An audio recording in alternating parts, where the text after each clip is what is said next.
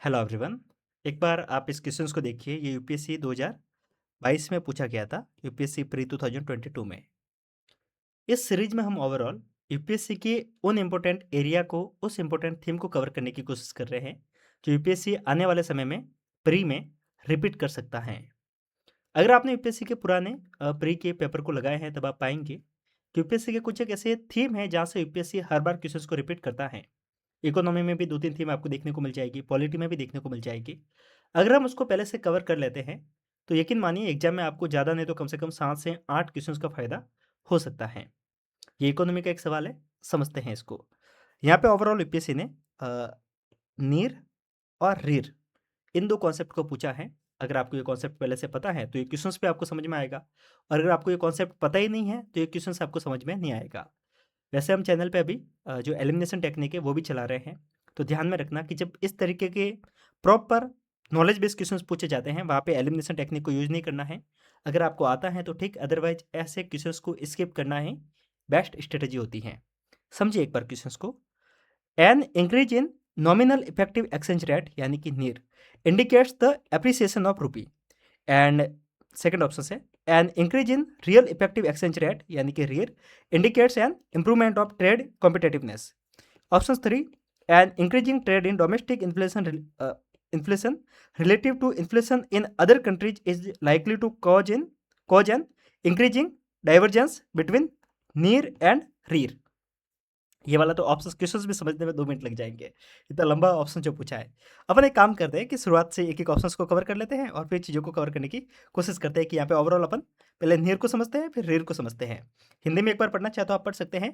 अंकित प्रभावी विनिमय दर यानी कि नॉमिनल इफेक्टिव एक्सचेंज रेट में वृद्धि रुपये की मूल्य वृद्धि को दर्शाता है। वास्तविक प्रभावी विनिमय दर में वृद्धि व्यापार प्रतिस्पर्धात्मकता में सुधार को दर्शाता है।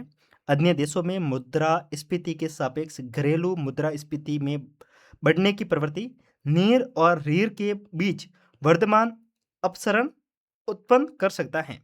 हिंदी में भी समझ में नहीं आ रहा है क्या पूछ रहा है है ना? चलो समझते हैं अपन। एक-एक करके स्टेप बाय स्टेप चलेंगे तो सारी चीज़ समझ में आ जाएगी। सबसे पहले समझते हैं नीर को। ये नीर क्या है? अगर ये समझ में आ गया ना, तो आपको बाकी सारी चीज़ें समझ में आ जाएगी। देखिए, अगर आज में बात करते हैं अपन जब करेंसी को लेकर, जैसे कि इंडिया में अपन रुपीज़ है और रुपीज़ का जब अपन कंपैरिजन करते हैं तो मेनली किसके साथ में करते हैं?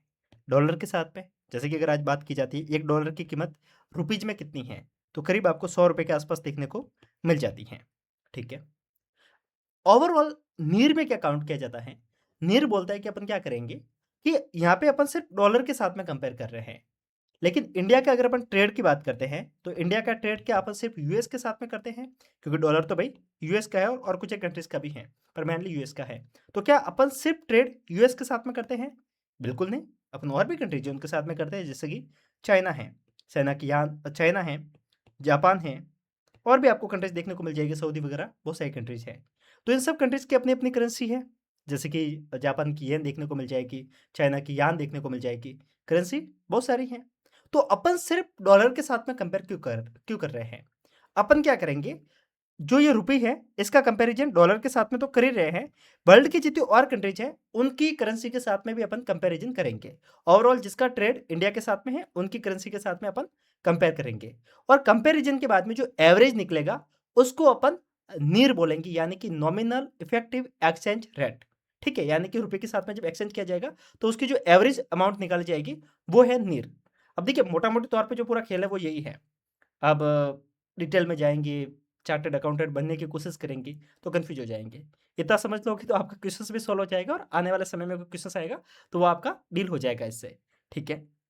ये हमने बात कर ली नीर की। वहीं पे बात करते हैं रीर की। ये रीर क्या है? रीर तो और ज़्यादा, रियल एक्सचेंज इफेक्टिव रेट। ये क्या है? समझिए इसको। जब अपन आज इंडिया में बात करते हैं कि इंडिया में 1 डॉलर की कीमत कितनी है? करीब ₹100 के आसपास में। देखिए, जिसने इकोनॉमी बिल्कुल नहीं पढ़ी है उनको थोड़ा डाउट आ सकता है, पर फिर भी समझते हैं। देखिए, कि अगर आज अपन यूएस में हैं, यूएस में जाके अगर अपन 1 डॉलर को देखेंगे और वहाँ के यूएस का इन्फ्लेशन भी काउंट करते हैं, यानी कि यूएस की मुद्रास्फीति भी काउंट करते हैं, तो क्या निकलेगा? यूएस में निकल सकता है कि यूएस की मुद्रास्फीति या फिर इन्फ्लेशन जो कह सकते हैं, वो करीब 4% के आसपास हो और इंडिया में जो इन्फ्लेशन है, वो 6% के आसपास है। समझ रहे हो? तो इंडिया में इन्फ्लेशन और यूएस का इन्फ्लेशन अलग-अलग है।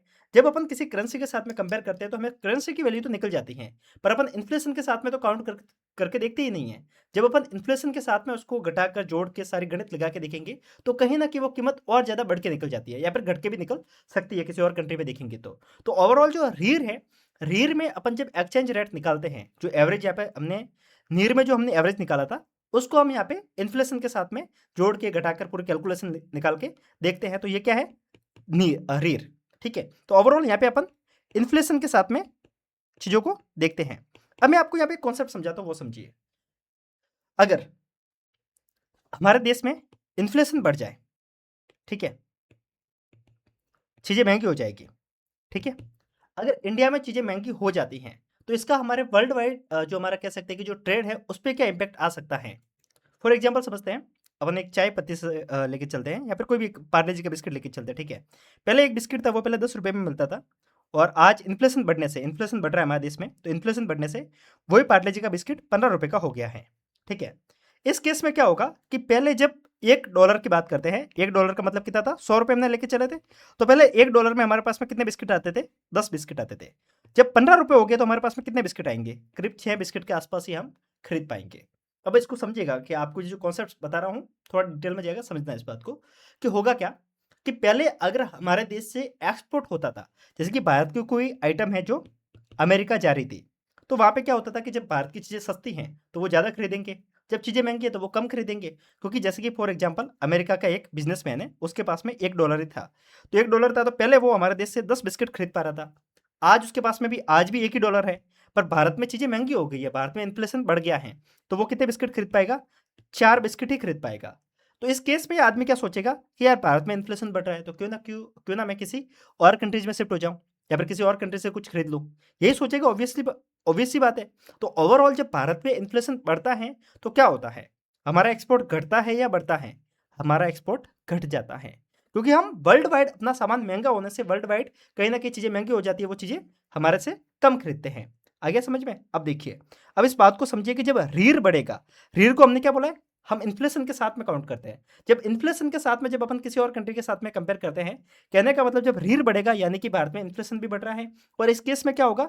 एक्सपोर्ट घटेगा। एक्सपोर्ट घटेगा मतलब हमारे देश में जो ट्रेड है किसी और कंट्री के साथ में, वो भी घट रहा है। आ रहा है कॉन्सेप्ट समझ में? देखिए 2 से 3 बार समझना, ये कॉन्सेप्ट क्लियर हो जाएगा। अब ओवरऑल हमने जो 2-3 चीज़ें समझी है, उसके बेस पे एक बार सवाल को देखते हैं और वो क्वेश्चन कहना क्या चाह रहा था वो समझिए। N increase in nominal effective exchange rate indicates the appreciation of रूपी। अब समझिए, पहला क्वेश्चन क्या कह रहा है कि जब रीर में वृद्धि होती है, जब रीर बढ़ता है, इसका मतलब ये होता है कि जो रूपी है वो एप्रिसिएट हो रहा है, उसकी कीमत बढ़ रही है। हमने क्या निकाला था कि रीर का मतलब क्या था कि अपन वर्ल्ड की सभी कंट्री के साथ में एवरेज निकाल रहे थे। तो ओवरऑल क्या निकल रहा था? जब रूपी बढ़ेगा तभी वो एवरेज बढ़ेगा। एवरेज बढ़ रहा है मतलब ये रीर बढ़ रहा है। तो कहने का मतलब समझो, जब रीर बढ़ेगा तब रूपी की वैल्यू बढ़ जाएगी। आया समझ में? अब एक बार ऑप्शन नंबर सेकंड को देखिए। N increase in real effective exchange rate यानी कि रेर indicate N improvement in trade competitiveness. अब समझिए, ये कह रहा है कि जब रीर बढ़ेगा, रीढ़ बढ़ने की कंडीशन में हमारे देश का जो ट्रेड कॉम्पिटिटिवनेस है वो भी बढ़ जाएगा। कहने का मतलब ये है कि जब रीढ़ बढ़ेगा तो कहीं ना कहीं भारत का किसी और कंट्री के साथ में जो ट्रेड हो रहा है वो बढ़ जाएगा। लेकिन हमने अभी क्या देखा था कि जब रीढ़ बढ़ता है यानी कि भारत की चीज़ें महंगी हो रही है, और चीज़ें जब महंगी हो रही है तो कहीं ना कहीं भारत का एक्सपोर्ट कम हो जाएगा, यानी कि ट्रेड कम हो जाएगा। तो यहाँ पे जो कॉम्पिटेटिवनेस है वो बढ़ेगा नहीं, वो घट जाएगा। तो ये ऑप्शन कहीं ना कहीं गलत हो जाता है। वैसे तो अगर आपने रीढ़ और नियर का कॉन्सेप्ट थोड़ा बहुत भी पहले पढ़ा था, तो आप कहीं न कहीं इस आंसर को इस ऑप्शंस के माध्यम से निकाल सकते थे। तो इसको कहीं न कहीं सेकंड ऑप्शंस कट जाता है अपना, तो हमारा आंसर सी आ जाता है।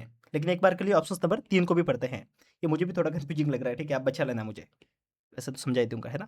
N increasing trade an increasing trend in domestic inflation relative to inflation in other countries is likely to cause an increasing divergence between near and rear।